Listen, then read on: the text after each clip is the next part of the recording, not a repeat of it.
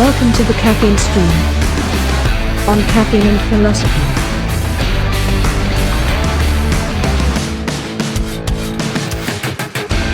All right, welcome to the Caffeine Stream. My name is CB Robertson. I'll have to check on the episode number when we get back here. I think it's 46 or something, but we have a return guest with Ben Brower.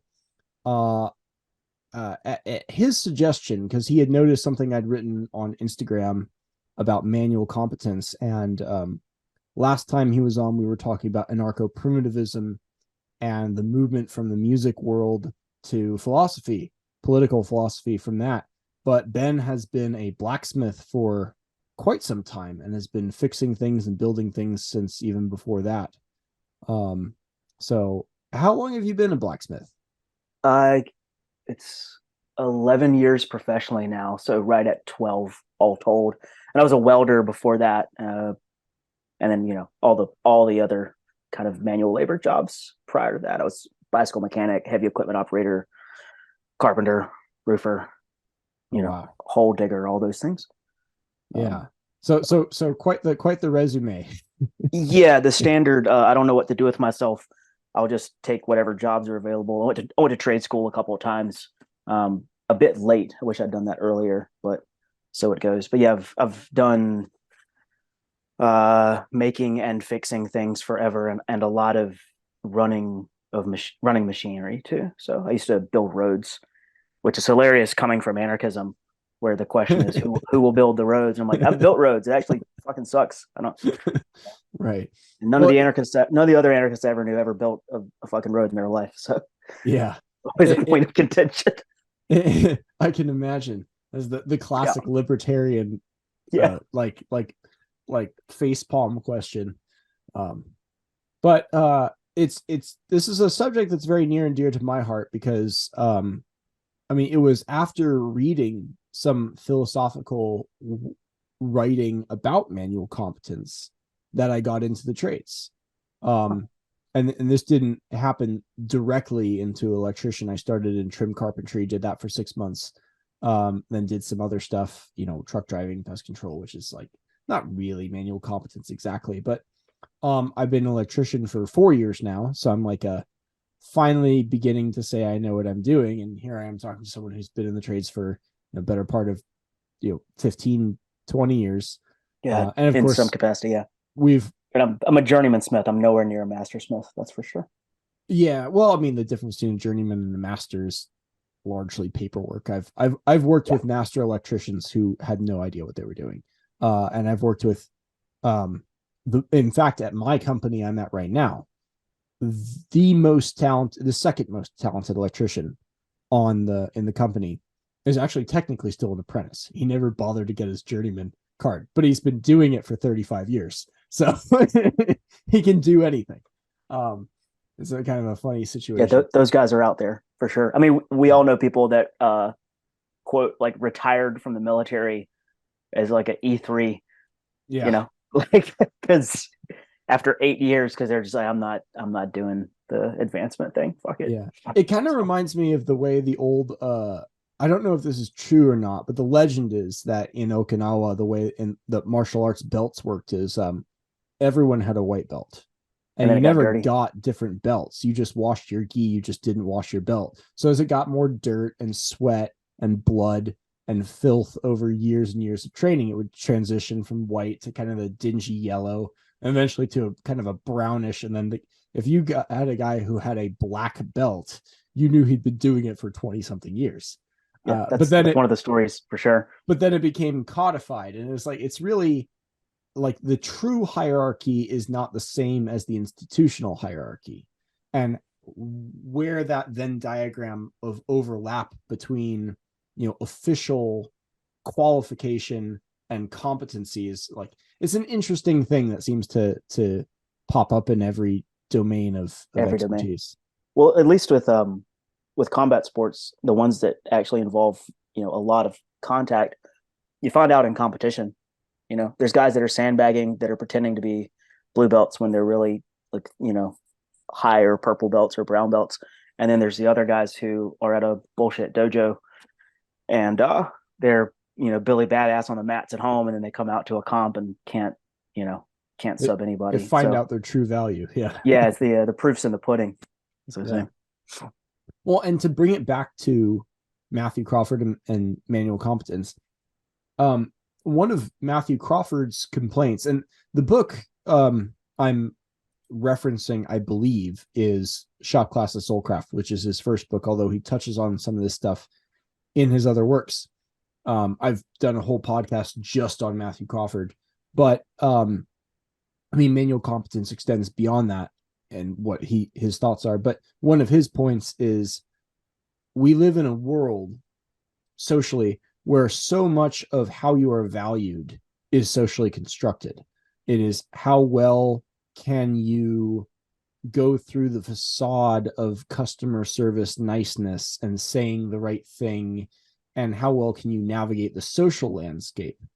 And what you have with manual competence is a demonstration of the quality of you that speaks for itself without having to persuade or demonstrate anything.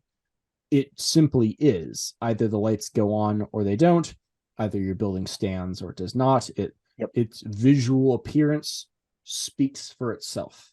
Yeah, welders don't need artist statements.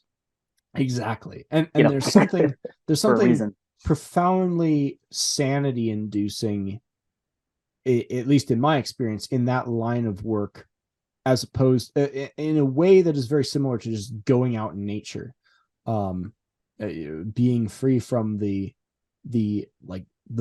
there's like a value market and there's a bullshit market. And as soon as these things don't need to speak for themselves, you like escape the bullshit market in some kind of way. Yeah. No, there's definitely a sense of anchoring that comes with the undeniable quality of a thing that just lasts. That functions well. An engine or a derailleur that shifts perfectly, like a transmission that shifts perfectly. It's inarguable. It's a physical fact. So there's that in a world full of uncertainty where uncertainty is kind of the currency. At this point, living in this post-truth era where there's a massive move from above to instill a lack of confidence in people and this uncertainty thing that we all struggle with the contemporary situation. You can't argue with a sharp axe, a thing that works precisely as it's supposed to. Yeah, there's it's very comforting. I've made an axe and felled a tree with it the same day. That's cool. You cannot argue with that. Yeah, it's almost like an epistemology underneath language that precedes the need for. I was funny. I was actually arguing with Jay Dyer as I made dinner just tonight. Yeah, I saw that. And it eventually he's super fun to argue with because he's probably one of the most competent debaters out there, at least for the moment. But I mean, you can wind up in logic systems that are completely constructed on words and axioms that are themselves just words and just sophistry, just tricks. Yeah. And I mean, if you can persuade yourself of that, I suppose it can be comforting. But if you're sufficiently curious and skeptical, as you're supposed to be as a philosopher, in his case, I have to imagine there's something like an uneasiness, a sense of needing to continually prove your case to others for your own validation. And it reminds me of the writing of Yukio Mishima and his analogizing of words to white ants that destroy and eat away and corrode everything and eventually even corrode themselves. And that for him, sun and steel were this source of salvation. Exactly. Yeah. That kind of wordless demonstration of themselves. And manual competence, of course, fits very closely in with that. And I've seen too, even if those people who rely completely on words, who live in just the world of words, don't seem to or don't know that they have some insecurity or some sense of doubt about the utility of what they're good at or the merit. When those same guys deadlift 350 pounds for the first time, they know something about the world that they didn't know before. You know, a lot of things go back to the weights and the mats and things like, you know, steel. Well, weights are nice because they're so 200 simple. pounds is 200 pounds. Yeah, 200 pounds is always 200 pounds. The steel is not going to lie to you. You see the real deal, as Rollins said. So I have to ask, because people often compliment me for being well-read, but I am actually not nearly as well-read as you. I've actually just niched down into some like very niche nerdy stuff, but you are extremely well-read and have also spent a lot of time in the world of manual competence. Have you noticed an effect of your relationship with your hands on how you view and treat words and employ words? Absolutely. And it was kind of a hard thing to deal with earlier on. I'm lucky to have found blacksmithing at this point, because smiths are an odd sort of person generally. They're like half roughneck welder and half artist, unless we're talking about farriers, and they're kind of a different animal. But they deal coming with from animals, don't they? Yeah, they deal with animals. That's the pun. But if you come from a blue collar background, there's definitely a sense that if you're too into words, that you've taken on interests that are like above your station, that you're too big for your britches. If you're a bit of an intellectual and you're a roofer, it's a problem. But thankfully, I've fallen into a trade where being bookish is kind of necessary, because there's so much research involved in things like bladesmithing or even traditional blacksmithing. So I don't have, thankfully, in the trade that I'm in now and the peer group that I've gathered around myself, I don't have that contest going on in my head. So I get to have that feedback without the social complications that I had when I was younger, But absolutely, there's an interplay between these things. So you're saying that the relationship between manual competence and words, and especially a distrust of, shall we say, flowery or flamboyant language, is like a cultural thing. But is there something? Do you feel like there's something deeper there? Like is there a reason why the trades, in your view, are distrustful of that roundabout language? I can't not think of the Greek stuff. Greg Nosh has connected dike, which is the ancient Greek concept of justice, with straightforwardness and directness. And you hear a lot of Greek heroes say, Achilles in particular, I will speak directly because that seems best to me. And that, unlike Odysseus, who is kind of a sneaky, suspicious character, the true heroes speak very directly, to the point, no beating around the bush.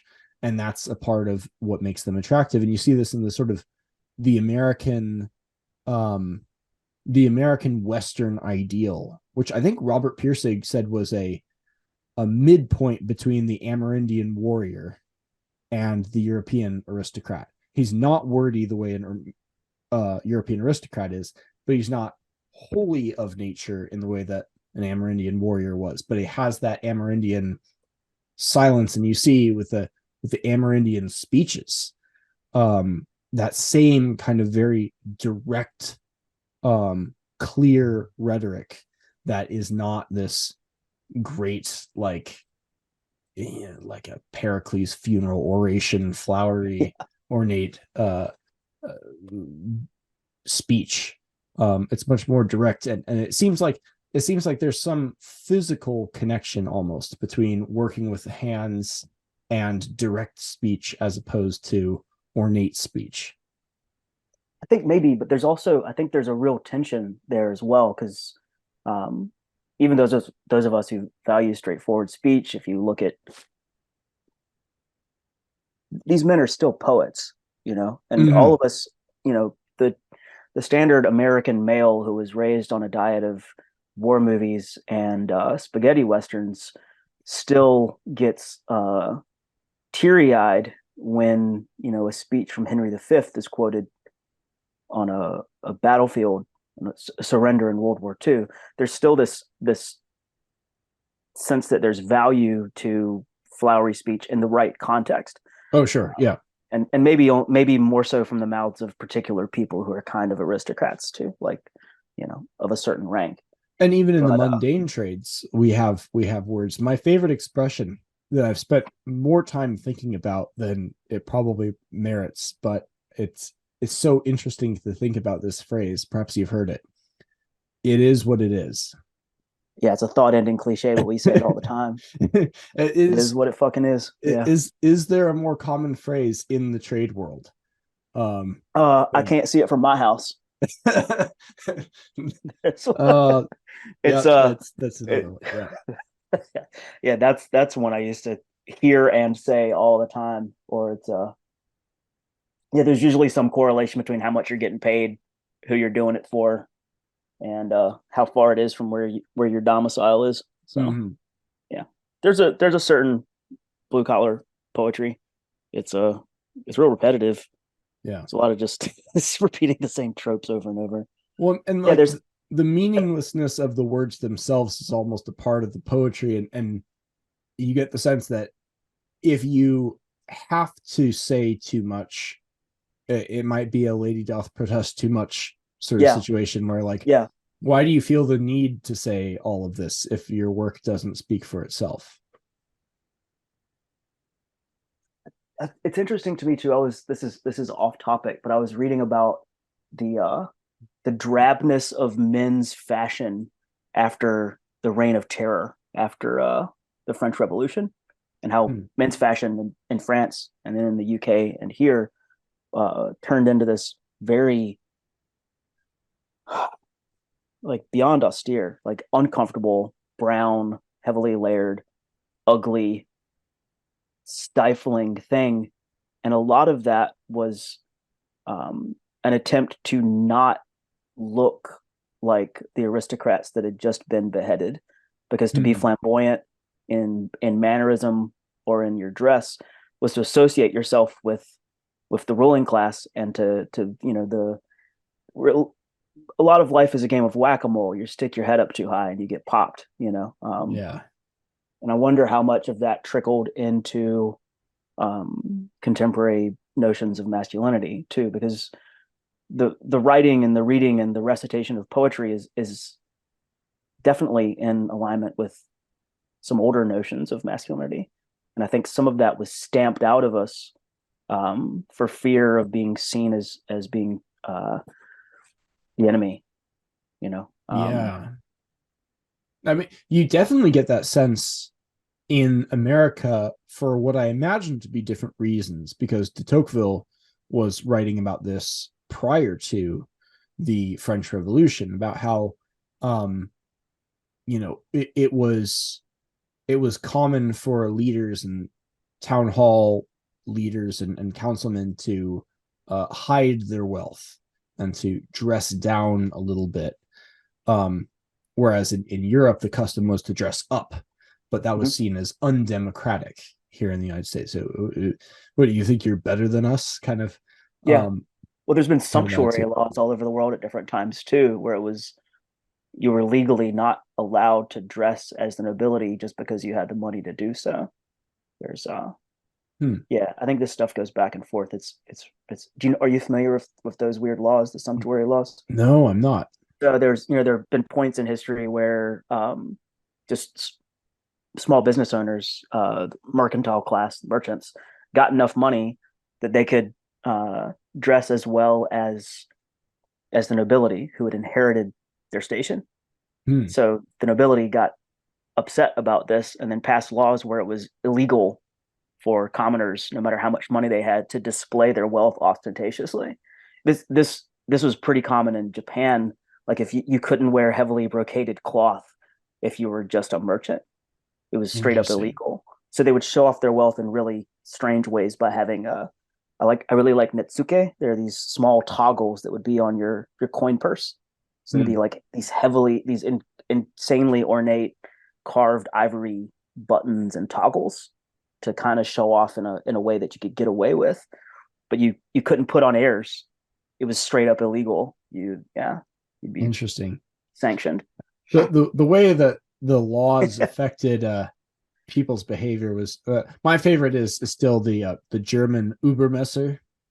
The swords, that swords were legally defined as two-edged blades, so guys would walk around with these 3.5 foot long great knives, big knife called the big knife Übermesser. Yeah because I love how literal really all swords. Languages are. Yeah, it's not a sword, it's just a big knife. And I mean, as an electrician, we have not exactly that degree of silliness, but our code can get quite complex. And so people come up with very interesting workarounds, or the manufacturers seem to put in code that requires their product in very silly ways. And it's like, okay, what are you going to do? So all kinds of stuff like that. And the legal requirements of manual work have kind of their own culture to them, I guess. And it's very interesting when you get off the grid, because I worked for a solar company for a year. I had some very interesting clients in all kinds of interesting places, including some farmers who would often do their own work electrically in ways that was just pure functionality. no care for code in sight, or for a 20-mile radius.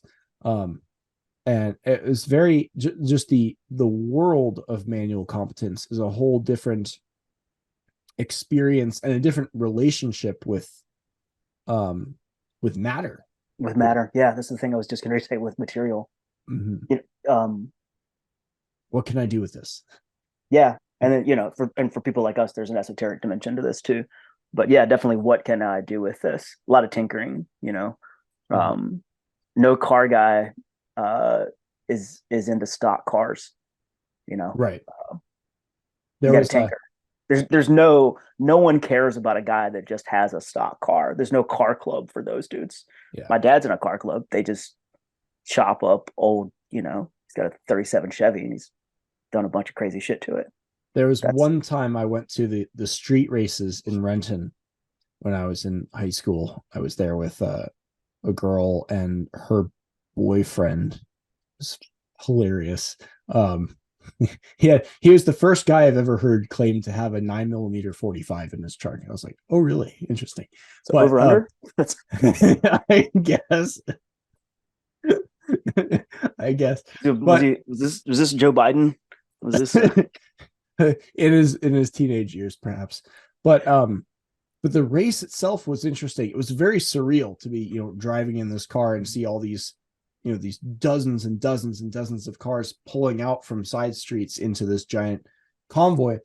And you got to see the guy with the stock Mustang who shows up to race these guys with rusted Honda Civics, literally a $1,500 car with, 40 grand under the hood in augmentation. And of course, it completely blows the stock Mustang out of the water. In a way that was very satisfying to all the other car people, especially a Mustang. If it has to turn, that driver is fucked. Right. We've all seen those videos. I'm not even a car guy, but that's enough of a trope that even I know that the Mustang driver is the worst on the worst American muscle.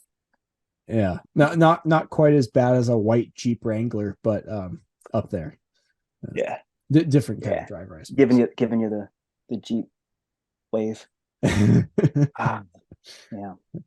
So it's the car community is particularly interesting because it's one where both Matthew Crawford and Robert Pirsig, who I mentioned before, in relation to American versus European culture, but I mentioned Robert Pirsig because his book Zen and the Art of Motorcycle Maintenance, about motorcycle maintenance and the technician's mindset, and about a technician's approach to the question of quality, in many ways preceded and foreshadowed Crawford's work on manual competence, and is very worth reading in its own Right. I should probably do a podcast just on that book at some point. It probably is my favorite novel of all time, but he talks a lot about fixing things and motorcycles in particular, but things more generally. And I love his description at the very beginning of his two friends, his friend and his friend's wife, with their leaky faucet and their complete inability or unwillingness to deal with the leaky faucet. And it's slowly driving them both insane as they try harder and harder to pretend it isn't there. And it feels like such an apt description of so many people in modern society today living in this frictionless digital social environment that, whether they want to pretend otherwise or not, is sustained by physical matter. There are copper lines that run your electricity. There are pipes that run your water. And if those things break, then you can't do your things anymore. And we can pretend it isn't there, like the author's friends, as they try to ignore their leaky faucet. But once you decide, I'm going to sit down and fix this leaky faucet, it becomes an adventure, and you come face to face with how little you know about the things and about your own skills, and you have to develop that, and you have to develop the right mindset to diagnose these things. And there's this tendency also for people that don't deal with the physical to think that the physical is simple. But even a leaky faucet, you have to learn about gaskets and turgor pressure and work hardening and oxidation. People don't know that steel is combustible. People don't know lots of things that are, every trade school 17-year-old knows. Mike Rowe used to harsh on this stupid talking point that either you're going to learn to work with your head or you're going to have to work with your hands, as if those two things are mutually exclusive. They're like, you got to learn to use your brain or else you're going to have to work hard. And it's like, that's not how this works at all. It's a bullshit trope. I mean, that's kind of what I was fed by my dad growing up too, Mm-hmm. And what's particularly turns dumb, out it's really not true. It's dumb for like a number of reasons. It's not only is it dumb because the trades actually do require, especially if you're like a trim carpenter, but really any trade, tremendous math skills. I mean, when I'm bending pipe, I've been pulling out, geometric equations that I haven't used since high school, and other tradesmen I worked with who never learned that math. It's like, oh yeah, that is a faster way to do that. And you can use the Pythagorean theorem to do this, or whatever. 3 and 4 is 5. I learned that roofing. Yeah. I relearned it. Yeah. You can learn quick stuff, but also so much of what passes as like cognitive work or brain work in the white collar world is absolutely nothing of the kind. You're being paid to tolerate tedium and boredom more than anything else. I say that as someone who worked at Microsoft for 6 months. Me and another an ex-Marine both quit at the same time. He to join BNSF, me to become a truck driver, because we were doing fine. We just couldn't take the culture and the emptiness of the work of just Excel sheet manipulations. And it's not like you're not doing real work in terms of creating value for someone, but there's a difference in the experience of creating value. You might be creating value in the abstract to someone, but you are not to sound like a Marxist, but there is a feeling of alienation that is not coming from not possessing the value of your creation, but from not feeling like you created anything in the first place. It's ephemeral. It's a whoozy. It's a what's it. It doesn't exist. Exactly. Yeah. And when you are making something, sort of to go back to the point we were talking about before, the work speaks for itself. It doesn't just speak for itself to other people. It speaks for itself to you, the creator, as well. Yeah. Even if you don't, especially in fact, if you don't end up owning that, you do the work, it passes in possession onto someone else. And every time you drive by, you can be like, I did the lights and the electrical room in that hotel. Yeah, there's still roofs in my hometown that I'm sure the shingles have been replaced since then, but I can still drive around the town I was raised in and point out places that I put the roof on when I was 17. Nice. Yeah. That was a very long time ago. Let's talk about that for a minute too, because that's an interesting one. And it seems to be a common experience, but one that isn't talked about a lot. It feels like manual work, because the things you create are physical, they take up space in the physical world and exist in particular places. If there are things like roofs, they're not being moved around very much. And so hopefully there are hurricanes in Eastern North Carolina, but ideally, but like, I wonder if that in some sense ties you to the land in an experiential way, because you sort of are what you spend attention on. That is sort of your identity. And if you spend a great amount of time and attention, say 6 months doing a job, or even just 3 weeks doing a job, you will remember that, and it creates it ties your identity in space. It grounds you in space. Yeah, especially if you're working on job sites too, it's different than having. So if you work at GameStop, or you work in a strip mall for 6 months, then you work in another place in another strip mall for 6 months.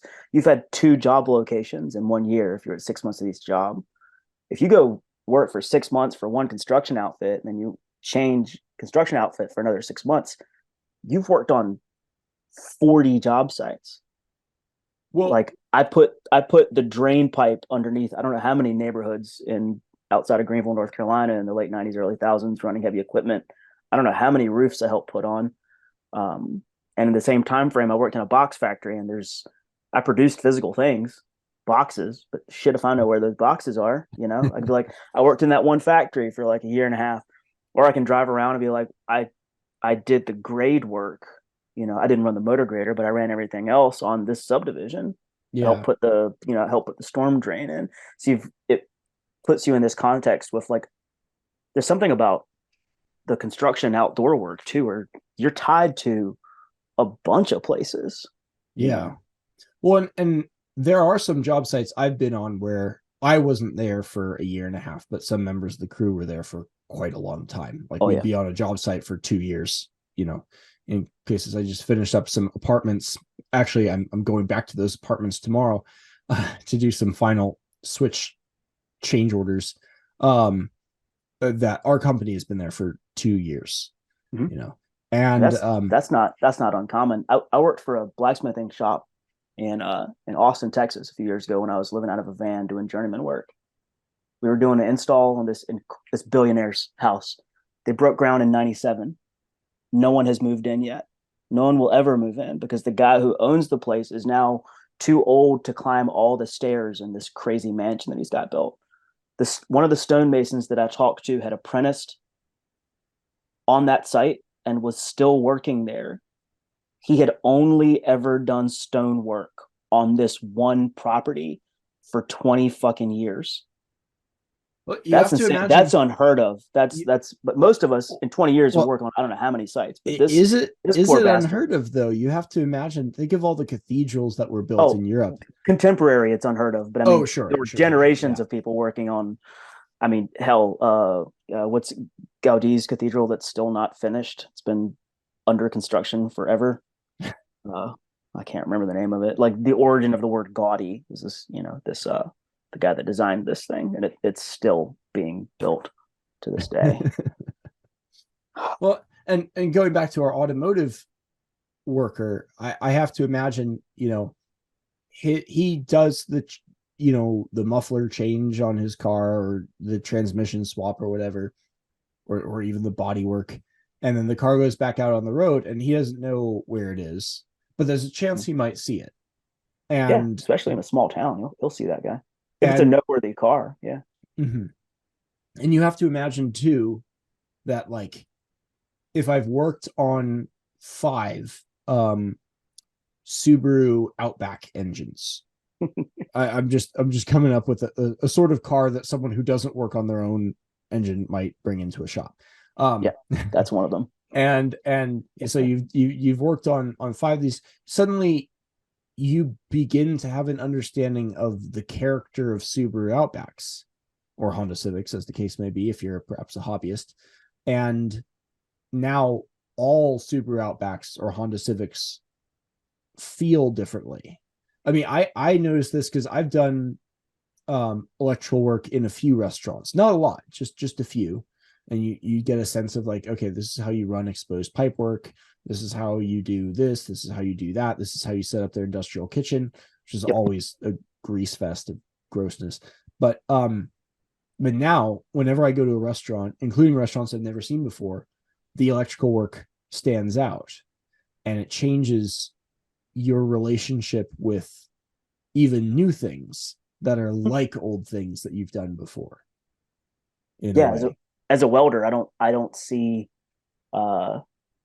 exposed steel girders the way that I used to. As a person who's thrown some big heavy rivets a few times, I don't see riveted bridges the way the average person does. They are, if I see a riveted bridge that I've never seen before, it is still oddly familiar to me because I've put rivets like that in a structure before. So you end up with these almost like a nostalgic connection to even things that are new to you. You know, and of course a level of criticism of other people's work that no one else of course yeah if I see bad welds everywhere, I'm just like, you take a professional pride in nitpicking other people's mistakes if they're visible. You'd be like, you'll be in some restaurant and see some genius put like a 180-degree U-turn and some EMT, and you're like, look at this loser. No one else knows or cares. And it's fun because and you had mentioned talking about this before we started. It's not just I've done manual work for a few years, although I think it would benefit all men to do that for a degree, but how you perceive things changes when you achieve like real mastery. Like I've been working with my hands in this one thing for 20 years or something to that effect. And I don't know, you can more than I'm not sure if either of us can really speak to how that degree of experience changes perception and cognition over time. That's the thing I'm waiting on. I'm still a jack of all trades as far as I'm concerned. I knew when I started smithing that it would take me 10 years to have any idea what the hell I was doing. So I'm like 12 years in now, and I'm like, I kind of understand some things. But I got friends that, graduated from a master's program 30 years ago, and they're still doing it every day. And they're phenomenal smiths. But I've got a laurel wreath around an anvil tattooed on my hand, but that was more of a challenge to myself than a statement of a fact. I'm definitely not a master at this thing yet. But it's interesting having been in some version of the trades off and on for most of my adult life, because I've got this like pretty broad swath of understanding of what it's like to build stuff. Not an engine guy, but just about anything else I've done some tiny portion of it. I've soldered some copper pipes. I've ran some studs 16 center. I know a couple things about concrete, but dabbler in most things up until this blacksmithing thing took a hold of me. One of the slight topic shifts, but sort of related to some of the other things. I've been listening to Scott Adams a fair bit for the last 3 years or so, best known for being the Dilbert guy, but he's also, among other things, a trained hypnotist. And one of the things he has said repeatedly recently is that it is easier to hypnotize smart and educated people than it is to hypnotize what he would call ordinary people, like a blacksmith or a carpenter or something like that. And I wonder and he gave an example. He says, if I try to give some unethical hypnotic persuasion to a ordinary person, they'll be like, I don't know, that seems kind of sketchy. And just dismiss it. Whereas if he gives the same thing to a smart person who takes pride in being smart and logical, they'll say, well, I can't think of any alternative explanation. So I guess what he said must be true. And they don't have their intuition works a little differently. It's as if, to go back to Mishima a little bit, they're like, everyone thinks in terms of words to some degree, but it is as if words constrain thinking of more educated people more so than they do with people who work with their hands, who engage with the world and perhaps even to some perhaps mystical degree think without words. And yeah, there's definitely moments in making and fixing things where language isn't much involved. You know, it's visualization almost. Yeah, there's the fact that the physical world pushes back on you is real. So you're getting feedback from the thing that you're interacting with. I think a lot about proprioception in one in jiu-jitsu, but also just in things like if you're turning a screw that you can't see, if you're working under your sink and you can't see the pipe that you're fiddling with. Oh yes. There's this 1,000-yard stare or whatever where you're visualizing the thing itself while not being able to see it. You've got this 3D model of it in your head, and yes. You might be cursing. That's kind of unconscious maybe even, but there's nothing about what your hand is doing and what your brain are doing that have much of anything to do with language at all. This is personally triggering me because I've been doing nothing but fishing wire through finished drywall for the last 2 weeks. Well, I hope you're not thinking of that while you're doing it. No. Hope you're doing anything but thinking about that godforsaken wire as you're pulling it out all day. Well, like fishing it through, it's not so bad when there's no insulation there. When there is insulation, I mean, in some ways it's actually easier to keep it on one side, but in either case, you're like blindly trying to find this, wire, and it's it can be really bad if you're trying to put MC into the back of a box that someone forgot to put it in after the drywall is up. So then you have to put the lock nut on inside the back of the box, and that's the whole blind process. And it's the doing things blind is an interesting one. I've welded blind, which is it was explicitly, like, expressly forbidden. I was working on an assembly line for John Deere, and I was putting together the booms for excavators, which is just a big box. It's just a bunch of boxes that they put together with hinges and stuff. So some of them, the smaller models, you cannot fit your head inside, especially while you're wearing a welding helmet that's got ventilation. But you're supposed to be able to fit your helmeted head inside, upside down somehow, and weld overhead, so out of position. And it's just not possible. You cannot do it. Some jackass who never welded a day in his life drew the blueprint, and the company just has to go along with it. I was doing the pre-robot weld, so they had to survive through the heat and the torsion and stuff of a big fat spray arc weld coming in afterwards. But there was no other way to do it other than to feel the seam on the inside, not with your hand, but with the nozzle of your welding gun, the MIG gun. You're feeling with the tool. Then you back off precisely how much you need to back off. You establish a weld pull, and then you do a spray arc weld with a big fat 045 wire, blind and out of position just by feel and sound. And they passed. It's like expressly forbidden, expressly against code, expressly against everything they tell you. And then you get on the line, and that turns out to be the only way you can do it. And it's just a purely physical.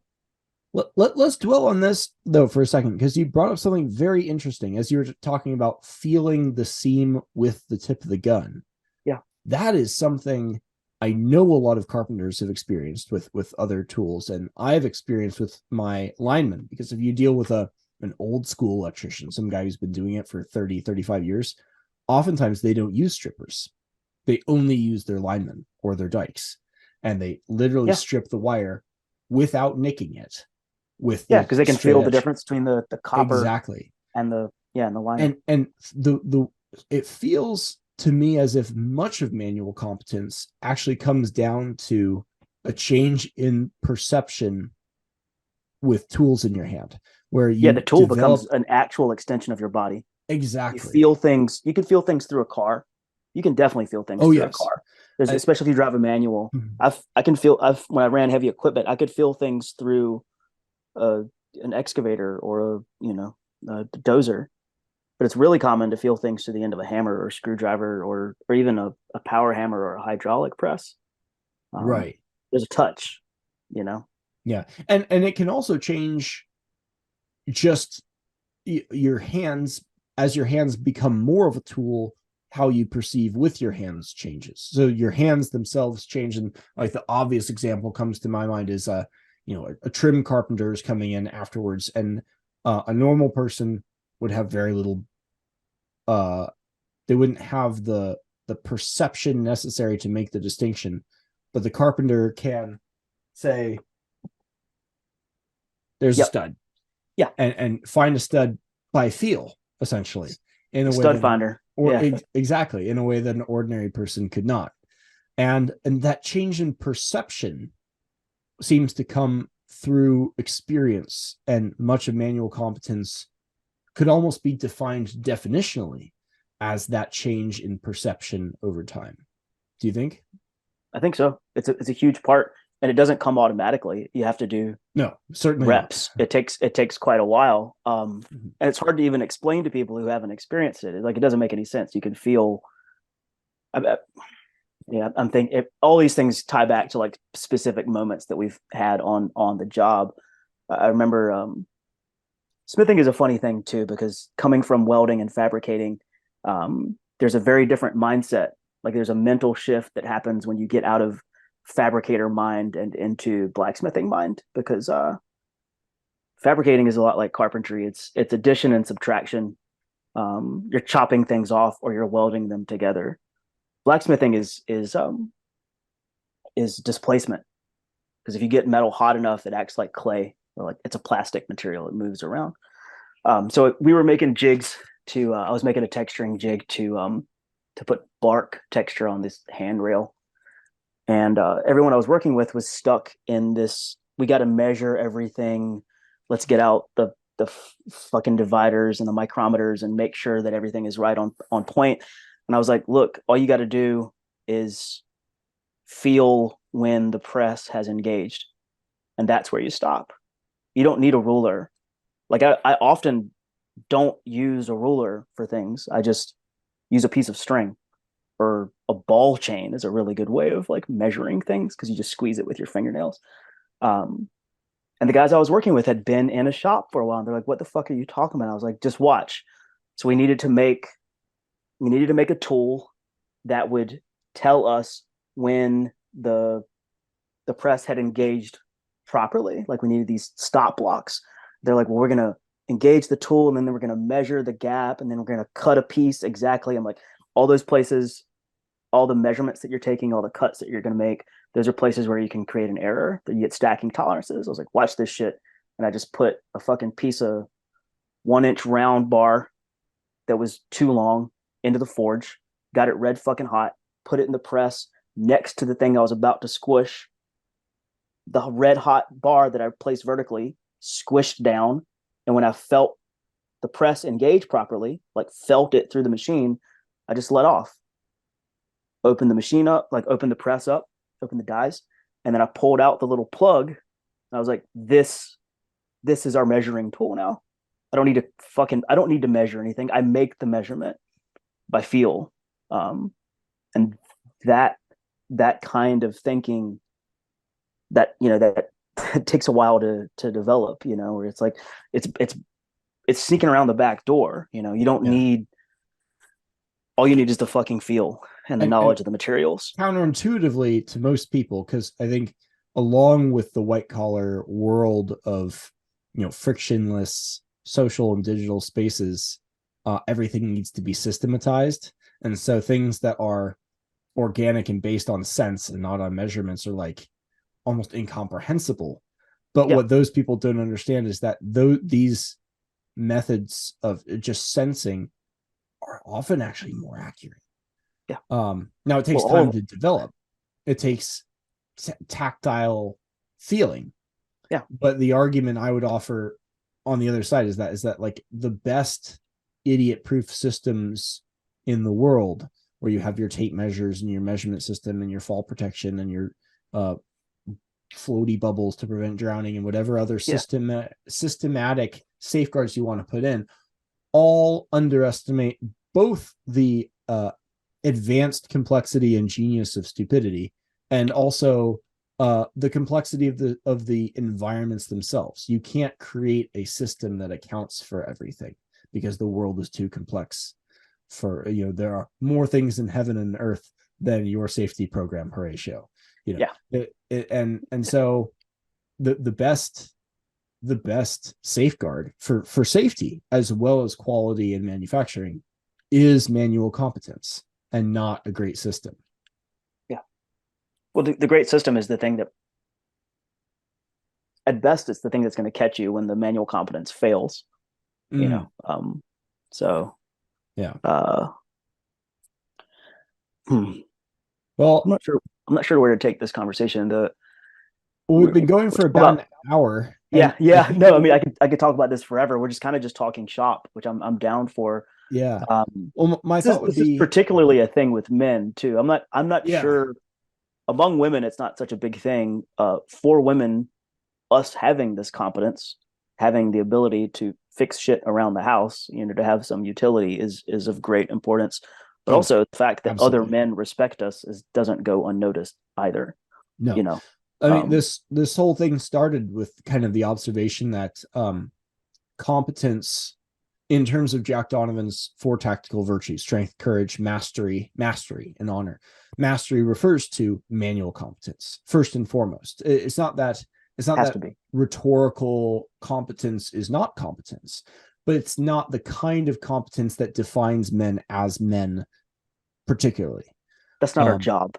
That's right. That's extra, and it's not going to get us out of an emergency. It's not going to keep the barbarians out of the gate. It's not going to build the gate. It's not going to build the gate. It's not going to make you into the barbarian. It's not going to do any of those things. Right.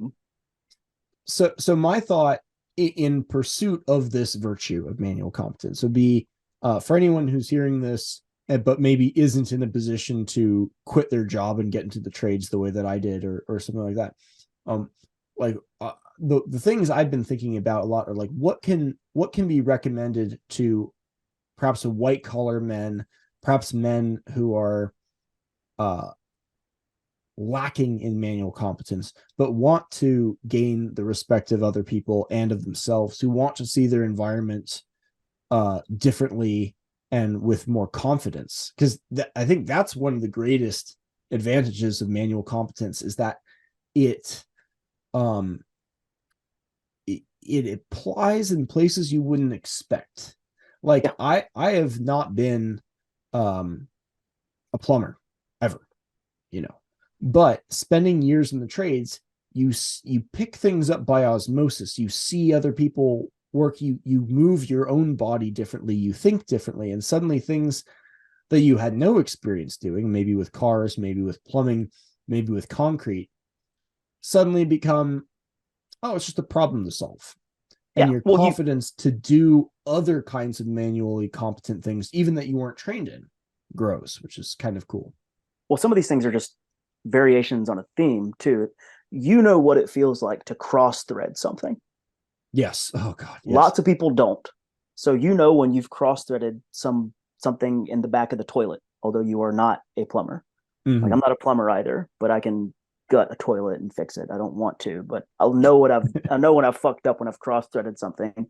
Yeah. I know what right and left threads are, and a lot of this stuff we kind of take for granted just by being around it all the time, and definitely osmosing it.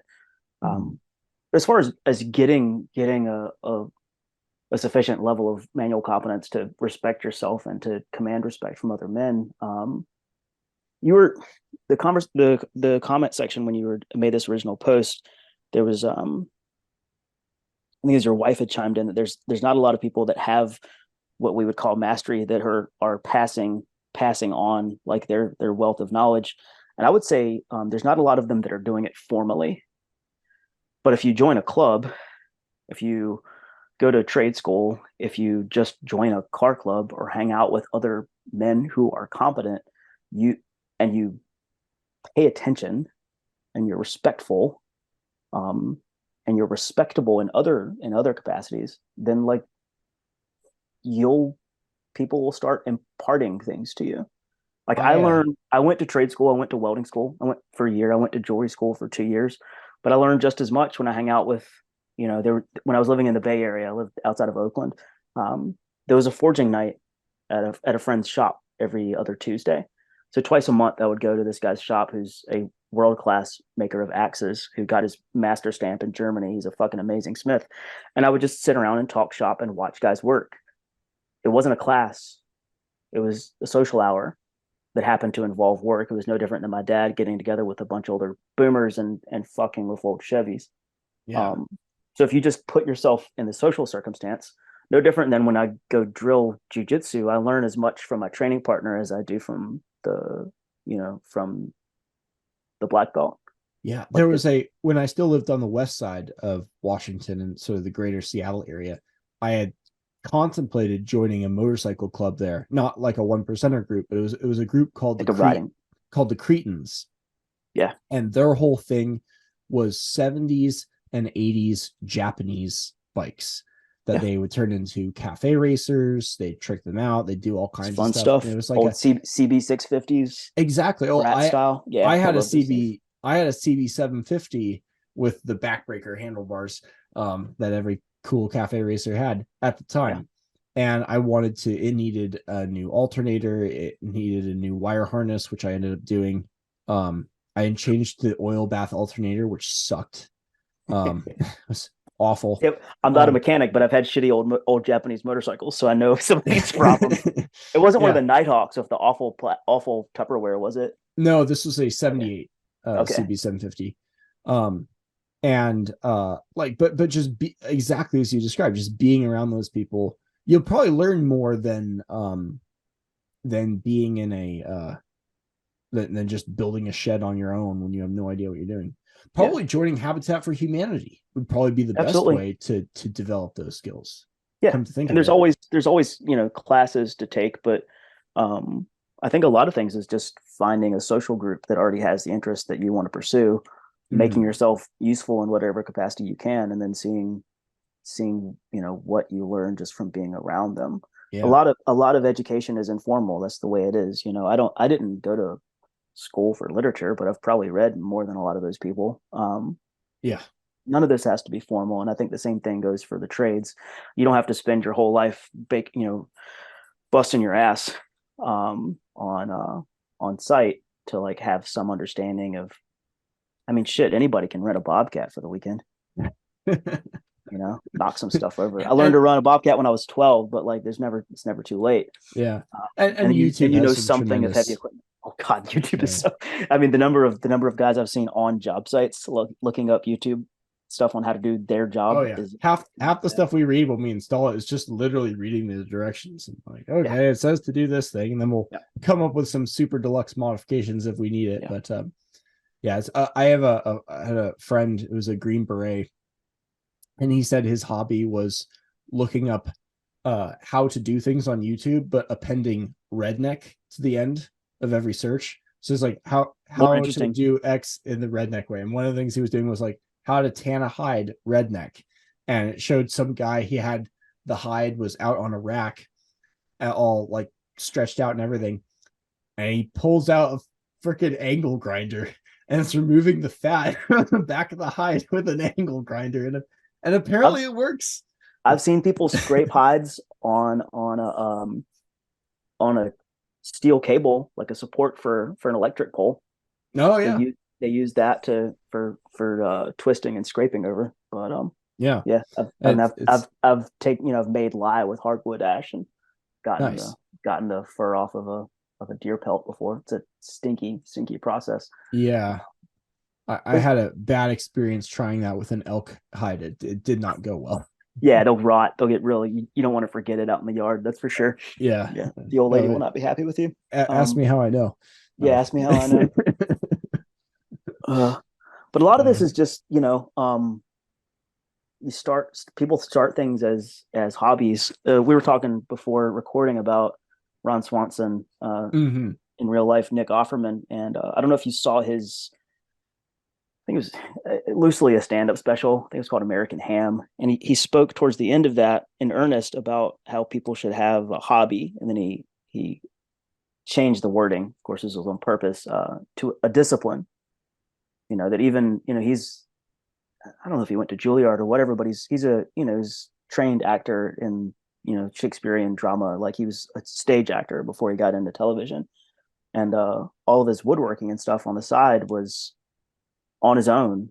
That wasn't his job wasn't making boats. It's just something he did in his garage. And if you're speaking of making boats, I think the example I gave for what was the another boat maker of the aristocratic hobby, who currently it's like Mark Zuckerberg is learning jujitsu, and Elon Musk or is apparently a wrestler. Yeah, I've seen the videos. Are they? But who is it? The Mark Hammond, who is the head guy for NCIS, that show that was running for a long time. Never watched it, but yeah, there's one of them is like building a boat in his basement, I guess. Or that was like a part of his character. Is like he was just building a boat in his basement, and the boat was never finished. It's like the reverse ship of Theseus. But like, it's this thing that you do, not just in order to create something, but just almost the act of using your hands by itself has therapeutic value, perhaps especially for men. Absolutely. And the first person I remember saying that was a park ranger at a national park. It might have been Yellowstone, talking about flint napping and making blades not out of metal but out of stone, or glass, as the case is. And I've got a bunch of obsidian that I gathered years ago on my birthday, and I've just been slowly giving it to people who know what they're doing with it. So I haven't had the time to figure it out. I harvested like 70 pounds of obsidian out in Glass Buttes, Oregon, years ago. Talk about a tedious and frustrating task. If you don't know, fraught with doing. danger till you cut yourself all to shit. Yeah, I think one of the people that sticks out in my mind as far as like a white collar guy who had a manual skill set and a discipline on the side that was completely unrelated to his job and seemed kind of superfluous. I dated this woman years ago whose father was the president of a psychiatric hospital. She was quite well to do, but she was raised on a hobby ranch, because he would come home from a pretty demanding schedule at the hospital, like running the place. And he kept cattle. He had goats and chickens. Oh, wow. He had a small farm. He had a small holding. And he did traditional bow hunting with a recurve bow. Nice. Like, he had a very respectable skill set as an outdoorsman. I've got a Fred bear over in the corner here somewhere. Right? Oh, no kidding. Right over there. Yeah, I've got a bear, and I've got a homemade quiver made out of boots that I found in the trash. The top one over there is a Fred bear from back when they were still manufactured in Michigan. This one might be. It's a 55-pound grizzly. I think. Is it? Oh, it's a Kodiak. It's a Kodiak. Yeah, it's a Kodiak. Oh, yeah. Same one. Nice. Same buff. Yeah. But yeah, this guy, he had a small farm, like with livestock, slaughtered them himself, and then would take them off to get butchered or whatever. And it was completely unnecessary, and probably was, for the average person who didn't have the energy level that this man had, it would have maybe broken a lot of men to do this much, to be that busy, to run a hospital and then to come home and run a small farm. But it was his way of. It's funny because he ran a psychiatric hospital, and his way of staying sane was just to be outside. It's like, well, okay, then maybe that's the fucking answer. Well, farming brings its own set of manual challenges, not just dealing with the animals themselves, but also fencing them in. Yeah, I worked at a horse ranch, building shelters for them, all that. I'm no farmer by any stretch of the imagination, but we have 5 chickens now, which I insisted upon having primarily as an education tool for our kids. Mm-hmm. But we had 2 dwarf goats last year, which was a tremendous mistake in the suburbs. But it was an entertaining mistake while it lasted. That was talk about a challenge. Oh my gosh. Yeah. When I was in jewelry school, I was a ranch hand at a boarding ranch for horses. It's a convenient job because I would go in early in the morning and take the horses out into the pasture and clean the barn, muck the stalls. I'd have to blanket them in the winter, break up the ice in the troughs, and I got the job having zero experience of horses because I showed up in a plaid button down with work boots, looking capable. They asked what my background was, and they quickly realized that I could probably do all the other stuff they needed, which was fucking with the tractor and adjusting the frostless spigots out in the field and fixing the roof. Half these farmers are amateur welders by necessity. Yeah. I mean, when you find old small power hammers in the U.S., like the Little Giant power hammer, 25 or 50 pounders, where you find them is people's barns, because there were small utility hammers that people would use to fix their plows. Because if something broke, you couldn't send your plow back somewhere. There was nowhere to send it. You had to straighten the shit out yourself. But yeah, when I was working with horses, I was spending maybe half the time actually working with the horses, and the rest of it was like mending fences and fucking running a chainsaw, because it turns out if a black walnut falls into the pasture, you can't put the horses there because they'll eat the leaves and it'll make them sick and maybe kill them. So yeah, I was like fixing roofs. And if if you want to get a skill set, go be a farmhand. Go fucking be a farmhand. Yeah. I was listening to a Vortex Nation podcast where they were talking about how to equip the future soldier, and they were looking at all these gear that these Gucci gun guys are running. It's like $78,000 in gear, and they're like, well, you could do all that, and he's like, but like all that gear in the world won't save you if you don't have the training, and the training even isn't really sufficient. And one of the guys towards the end of the podcast is like, really, I think all we need is just be a farmer. Because those guys know how to move stuff, how to make do with what you have, how to fix things when things don't go wrong, and we can get them the equipment and get the funding for everything else after that. And there's low tech workarounds for resisting a lot of the high tech shit that militaries are using too. Do you see the Garand thumb umbrella trick that was going around for a minute? Was that the infrared one? Oh yeah. One and the so happy. the Afghanistan, the whole Afghanistan story. I was talking with an army sniper who spent some time over there, and he said the Taliban learned rather quickly how to use just wool blankets. I'm like, sure the umbrellas are great, but like wool blankets and the whole Millennium Challenge from 2002 was the one really good chapter out of Malcolm Gladwell's otherwise somewhat underwhelming body of work, but describes the war game where an old Vietnam vet took an army of stockbrokers, which he chose because they could make quick decisions, to be his commanders, and they beat the U.S. military with like a bunch of rowboats and motorcycle couriers and Scud missiles. Sank the whole like 12th fleet in the Red Sea. 17,000 simulated sailors died. Yeah.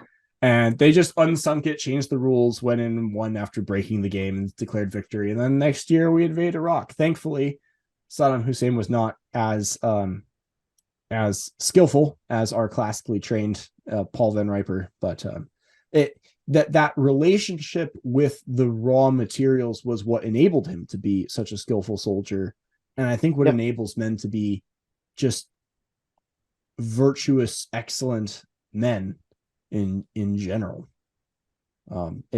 Manual competence isn't the solve all, but it's the sort of epistemic foundation, as well as a direct source of skill and confidence and courage too, or direct outgrowths or corollaries. Like if you a lot of what you end up doing in the trades has got an element of danger to it.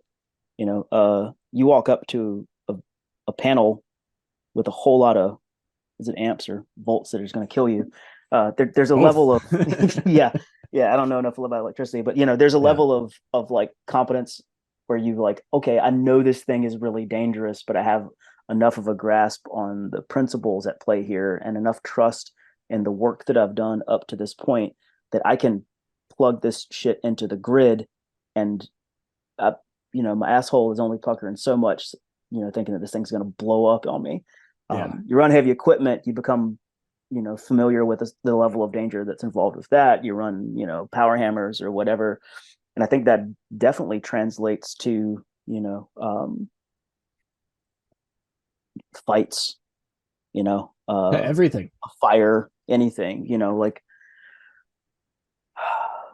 and the converse is also true. Some people have natural Everything. courage. Some people are just naturally courageous. I don't know. Maybe some people are gifted in that way. I'm not. I think what confidence I do have is based on having done a lot of things and failed horribly, and then learned to do a few of them well.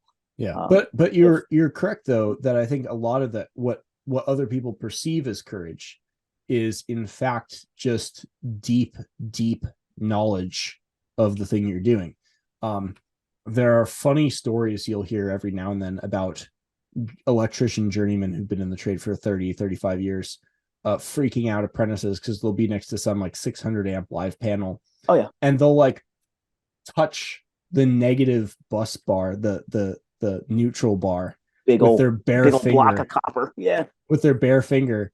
And the apprentice is just like, what the hell? Themselves. How are you not dead? And they're like, oh, it's just fine. It's like, no, if you touch the positive side, you're done. You will not just you won't be there anymore. You will explode. Anymore. Yeah. And also like the negative is by no means safe if you're in the middle of the circuit. I had the pleasure of feeling the neutral on a 277 lighting circuit. That was one of the most painful things I've ever experienced. I got popped by 220 when I was a little kid, and that wasn't very fun. I hid behind the dryer one time and got popped. And playing hide and go seek, and that's not where you want to be when you're like 8 years old behind the dryer. No. Yeah, I got popped at 220. It's a motherfucker. But oh yeah. Well, a part of having done all this stuff is you get to have this kind of conversation, which is undeniably fun for guys to just shoot the shit and shop talk. Yeah. But it's like a lot of manual stuff ends up like, if you fix up cars, it's like, well, now this, I bored out the whatever, and now the fucking car goes really fast. Let's go see how fast it goes. You learn to laugh at danger. You learn to take, this this like laconic sense of humor that's fully in alignment with all the things that I like about old Northern European storytelling. And it's the same. Yes, this kind of like indifference to danger, as long as you understand the rules of what's going on, and that definitely translates to shit like, say if this happened recently, like one of my woman's friends called late at night, and she had a situation at her house, and my immediate response was like, do I need to put my shoes on and get a gun and go over there and bring her here? She was like, no, what the fuck? I was like, okay, then I'm not worried about anything. And even that doesn't worry me that much, because it's like I've been in situations that are more scary than just some guy on your porch. Like almost flipping a fucking excavator is pretty fucking scary, Yeah. Like and then there's a level of trust in your own capability that has to be there with really simple stuff. Like if you've ever worked with a hydraulic press with a punch press, you have to align the dies absolutely fucking perfectly, because you got a 50-ton press and it punches holes in steel. And if you don't align the male and the female properly, they're way harder than the steel that you're punching through. They have to be. So they're so hard, they're fucking brittle. You misalign them and you actuate the thing, or someone else misaligns it. It's gonna fucking explode. You got a grenade, basically. You better have a set of chest seals on hand and an IFAK kit, because the punctured lung is about to happen. This is the kind of shit you deal with in shops all the time. So if that's a reality, like for guys that ride motorcycles, that's the scariest shit you're going to do all day, is just ride your bike to work. if you work with heavy equipment or you work with electricity, you are familiar with things at every juncture that could just fucking end you if you haven't done all the proper preparation and thought. So if your life is doing you've spent these enough things, time around it to know if I do the proper things, then you're good. I can operate in proximity with danger and be totally fine. Be totally fine. And you have to have some confidence in your ability, because otherwise you just get crippled and not go, you become mentally crippled and not go through the day. If you I'm not a motorcycle mechanic, I'll tell you that much, because I remember changing out the chain on my old bike, getting a little ways down the road, and thought to myself, did I put that cotter pin back in the fucking castle nut? I'm not sure that I did. Well, bike seems like it's doglegging a little bit. You get off the bike and then you realize that your rear axle is working its way out. Like, oh god, about died. So you get enough of those situations where you are directly responsible for your own safety. Yeah, and everything else about your life like becomes a little bit less like, dude, I'm not worried about some piddly shit. Like a little bit less intense. Yeah, it is. And the great thing about once you begin to take on that responsibility and try to fix things for yourself or make things for yourself, you begin to develop these character stories. My favorite one from Pirsig's book, from Zen the Art of Motorcycle Maintenance, is he's riding with his son in the rain, and they run out of gas in the middle of the road, and he they walk it to this he's pulling it over, he's looking at everything, he's like, oh god, it's like he's trying all these things to fix it, and they finally have to walk it all the way to the gas station, and only no reserve tank. It was a reserve tank. They had gas, but because it was raining, he couldn't hear the sloshing, and he totally spaced it. And like, everyone has those stories of those dumbass moments, and they burn in your memory, and not to do them again in the future. Yeah, to put the pin back in the castle nut. Funny stuff like that, and it's funny. It becomes an amusing story for the future, but it's also a point of knowledge. Yeah, and it's way more real than fucking up a memo. Yes, and there's a reason there's a disdain more for people real than language itself. Absolutely, because it's a physical thing in the world that you experienced, and the humor or the fear involved ingrains it in your memory directly and not encoded with words. There's something too about people that live just in the world of words too, or if they fuck up, maybe they'll have social consequences. Your peers will make fun of you because you used the wrong word, or you accidentally. If you're sufficiently talented, you can rationalize your way out of it. Anything. You can't rationalize your way out of a fucking flat tire, punch die, the dies on a punch press exploding in your face. You can't rationalize that shit away. It is undeniable. So I think there's reason to value those things above words. And I'm a person who loves words. I'm in a room right now with 1,000 books.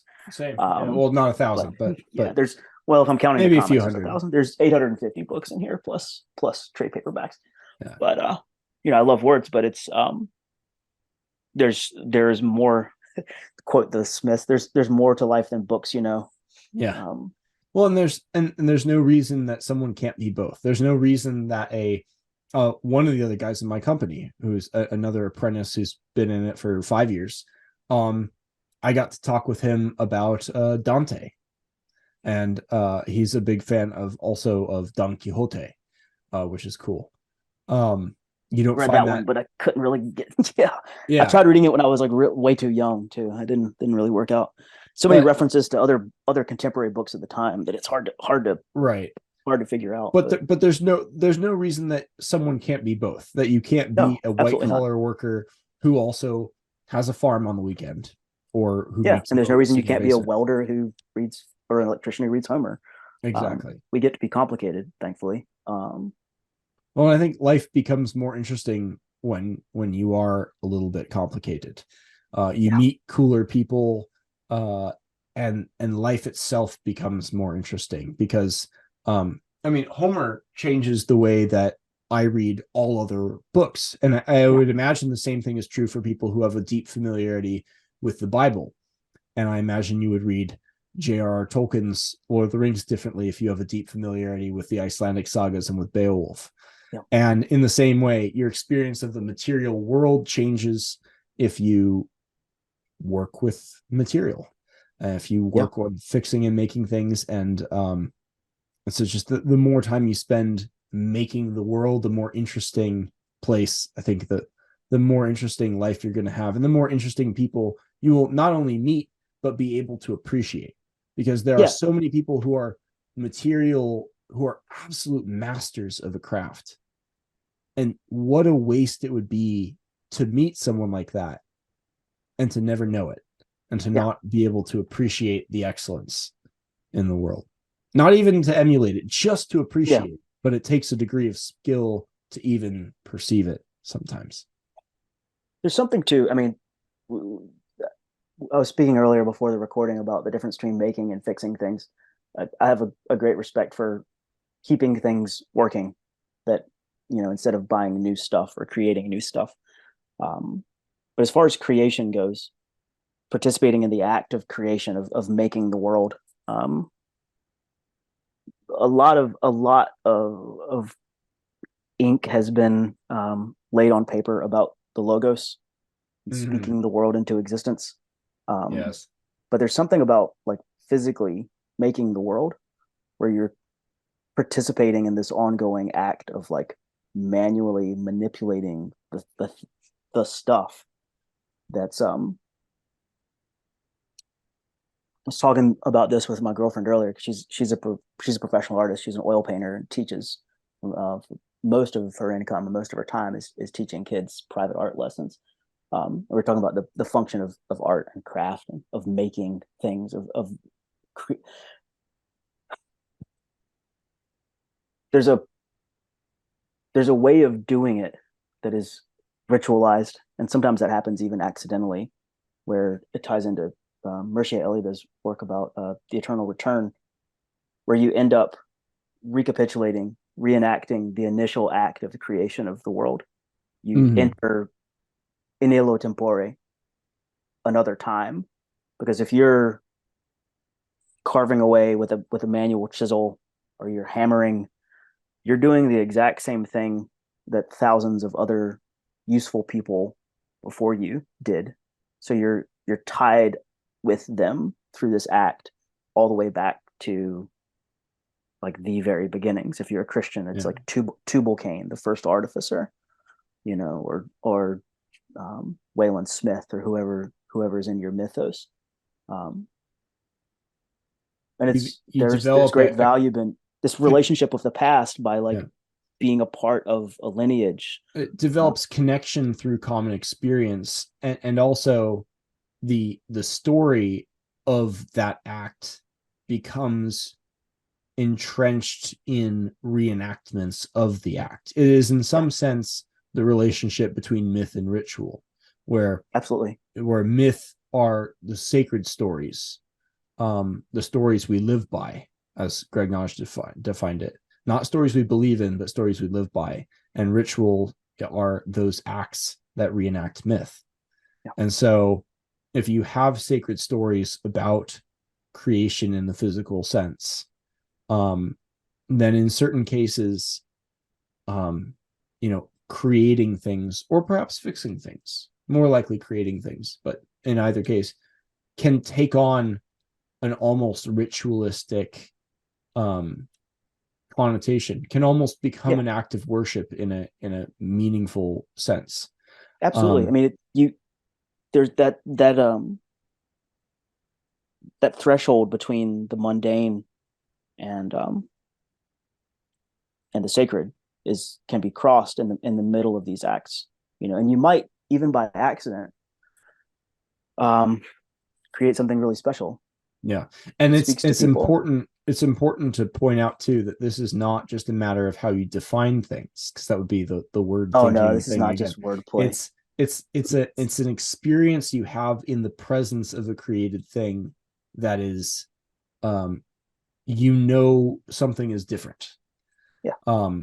And like I've had this experience twice, I think, where you do a thing and then you look back on it and it feels almost indistinguishable from the acts of other tradesmen who've been doing the same thing. And you suddenly, but you can see your own idiosyncratic mistakes differentiated, because it's always the mistakes that differentiate it from the perfect. But you suddenly feel a sense of immersion into this broader archetypal identity that is greater than yourself. And perhaps people can achieve something like that with words too, but it's different when it happens without words. When it's very, even when the words manifest themselves physically, that has to be different. Like you're a writer, you've published books, you have physical copies of your books. mm-hmm. I imagine there's a massive difference between seeing your finished manuscript on your screen and holding the physical thing in your fucking hand. That's a different thing. That's an object that's in the world now. It has object permanence. Whereas this thing we're looking through right now is it's not the same. It's barely there. Yeah. You know?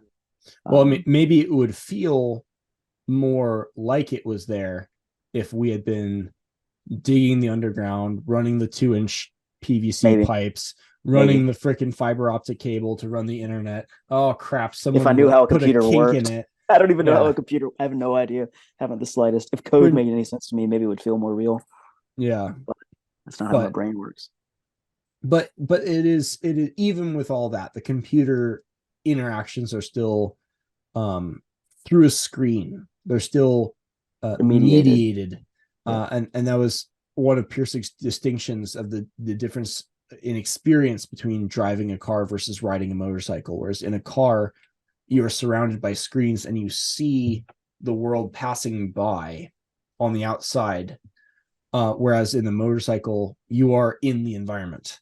You go through a little dip and you know that there's a stream nearby because you can feel the moisture in the air. Exactly. We've all felt that on a bike. It's or you know there's a stream nearby because you just felt 15 mosquitoes hit your leg at 70 miles an hour, and you're like, June bugs hitting your face. But even a car off the top down is not the same as being on a motorcycle. No, you're embedded.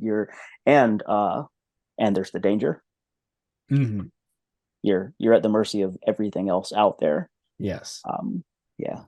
Getting a cramp in your leg makes a lot.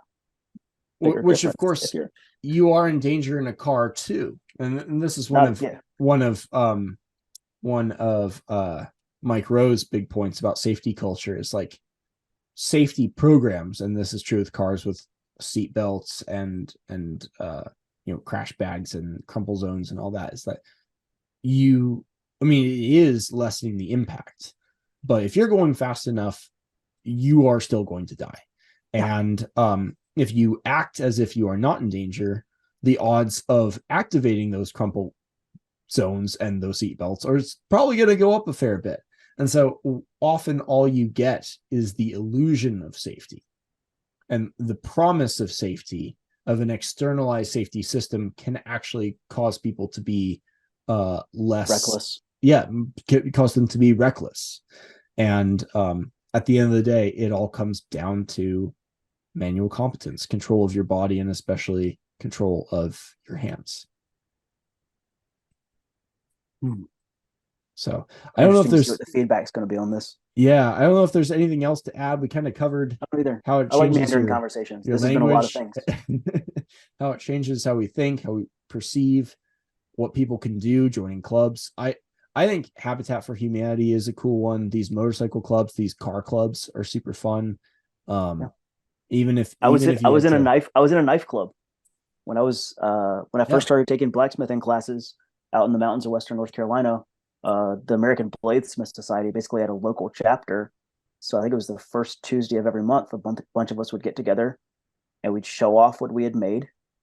And then we'd have conferences every once in a while. And the spring conference of that club was the inspiration for Forged in Fire, the stupid TV show that everyone has seen, that everyone asks me about because I make knives. Because every spring at Haywood Community College, we would have a contest and see who could make the best knife in 3 hours. Nice. And History Channel picked it up. Yeah, so there was a knife club. There's a club out there for just about anything. And it might be formal, it might be informal. You might just find a guy in your neighborhood who is willing to show you a few things. And when I had a bike, my mechanic was awesome.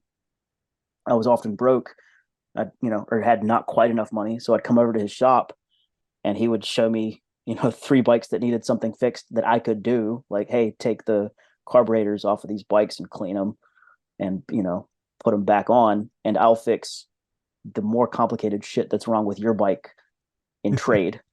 So he would work on mine and I'd work on a few others, and he would, Nice. double check my work and make sure it was okay. But along the way, I learned a few more things about motorcycles. And it's a double. You become a mechanic. You become a mechanic if you get a shitty old bike. You just have to. It's a double win because you get your thing fixed and you get to learn.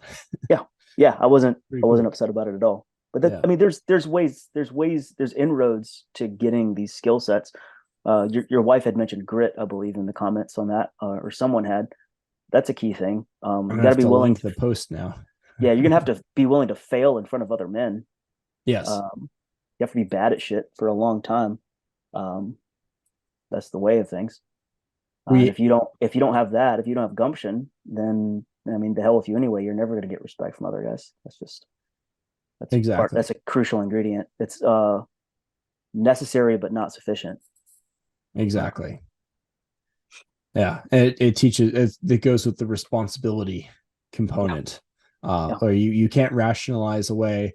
Oh, oops! I hooked up the positive and negative wrong on this DC drivers and just fried $15,000 worth of drivers to this light line, which I did not do, but the apprentice 10 feet to the left of me did in a room I was working on that circuit with. It was an exciting week.